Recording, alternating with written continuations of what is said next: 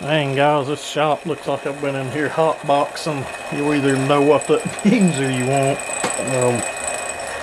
All of that residual oil out of the crankcase. We have a power saw now. I'm probably going to heat cycle it a bunch the next couple of days, and then, you know, we'll dig out a bar and chain and get her in a piece of wood and see how she pulls. With the numbers that's in it, and it has a shit ton of compression. I think she'll be a good strong runner, be a good strong little firewood saw. But come in this afternoon, put the fuel line in it, which took all of like 2 minutes.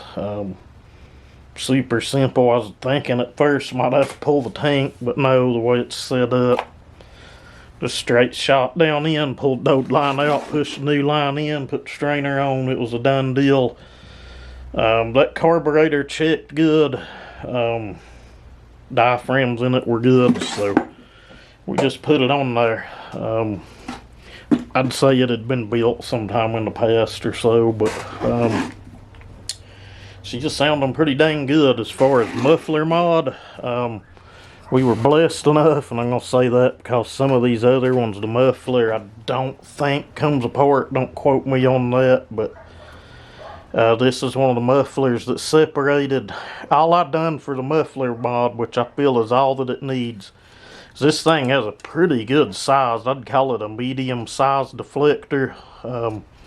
It's larger than what's on like a 4910 Echo, or larger than the one that's on mine. What I done was went in and cut a big section of that internal baffle out, and then cut it out to match here. Then opened up this deflector, and she's just sounding pretty good.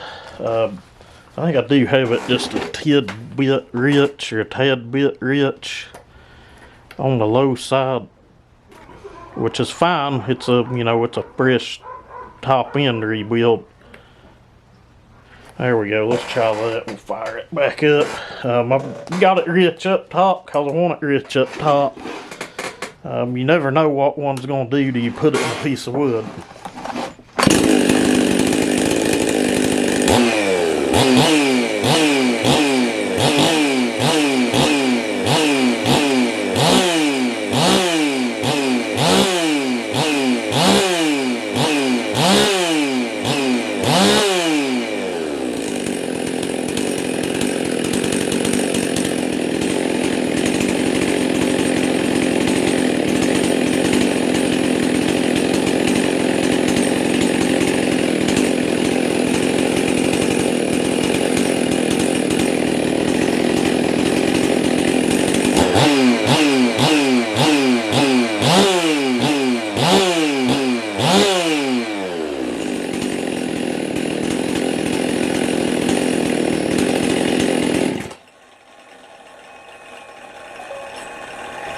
Gotta make them shorts, guys.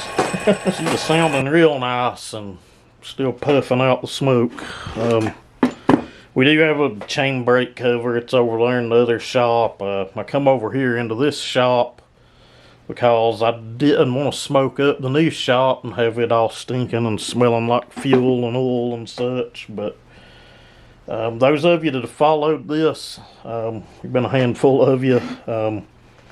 I do appreciate it. Ain't trying to compete with nobody. We're just bringing an old saw back to life and making a hot rod out of it, which you true blues here, you know that's what I strive to do anyway, and try to help people when we can. But anyway, guys, we'll get this thing barred up sooner than later.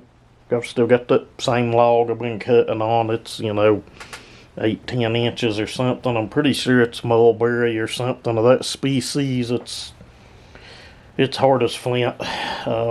Good test for a saw though, even a big saw. But Anyway, again, if you missed it, it's a Husky 55, 45 millimeter jug, meteor piston,